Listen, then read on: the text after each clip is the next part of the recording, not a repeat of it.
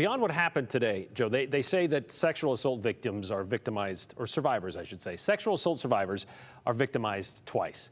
The second time when they do have to face their accusers or recount their trauma in a courtroom. And so that's kind of what your focus is a little bit today. Yeah, and we watched Jane Doe testify at the State House during the House Ethics Committee hearing. And during that setting, you may remember, she was testifying behind a black curtain and just speaking to her defense team. So it was a much different situation than what we saw yesterday with Jane Doe testifying in open court and being able to look in the eye of the person she's accusing of a very serious thing.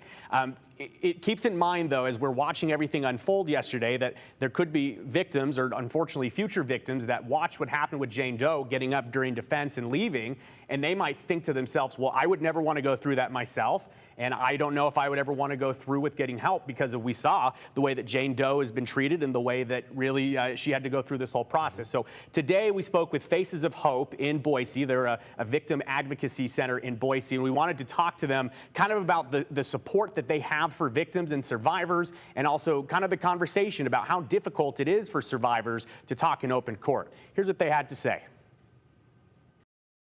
At Faces, we provide wraparound services at no cost to our victims, and we serve people who have been dealing with domestic violence, sexual assault, elder abuse, child abuse, sex trafficking, and stalking.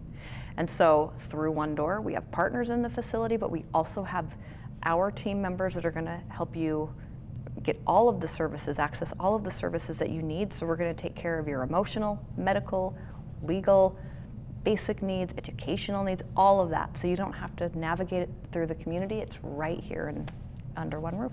I know, fortunately for people, when they come in here, usually they have never dealt with something like this. It's terrible trauma that they're dealing with, but a lot of people had never gone through it before.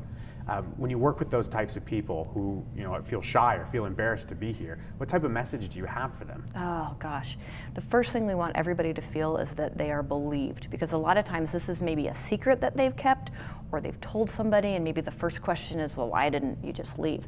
Relationships are complicated, life is complicated, and so when somebody's coming to Faces, they're scared, they're not sure, who they can trust. They've been looking over their shoulder to make sure that they're not being followed. So to be able to come, hearing the click of our door, knowing that you're safe and knowing that there's partners here that can help you, that gives people a lot of hope, which is, I think, why we're appropriately named, because when people come here, they can take a deep breath and know that they're safe. Notably in the news this week, we see the situation with Jane Doe down at the Ada County Courthouse, and we saw the traumatic events that she's gone through just being asked to retell her story in court. And I can imagine if I was a victim at home, I'd say to myself, I never want to go through what Jane Doe is going through. I might never want to speak up because I see the consequences. To victims at home that may see the coverage of Jane Doe in the news and say, I don't want to go down that path, I don't want to bring it up, what advice would you have to them? Oh, goodness. First off, it takes a lot of courage to come and speak out about your abuse. So here at Faces, I think the beauty is, number one, we're going to make sure that emotionally and mentally we're supporting you and we're believing you. So we've got crisis counselors. When you're ready to talk about it, we've got the emotional support by our counselors who are trauma trained. Every story is unique, so you're coming to Faces and you're scared, and your story is going to be different from everybody else's. However, trauma looks very similar with the victims that come to Faces. So the first thing I would say is, if you're coming to Faces, you're going to be believed, you're going to get the support that you need.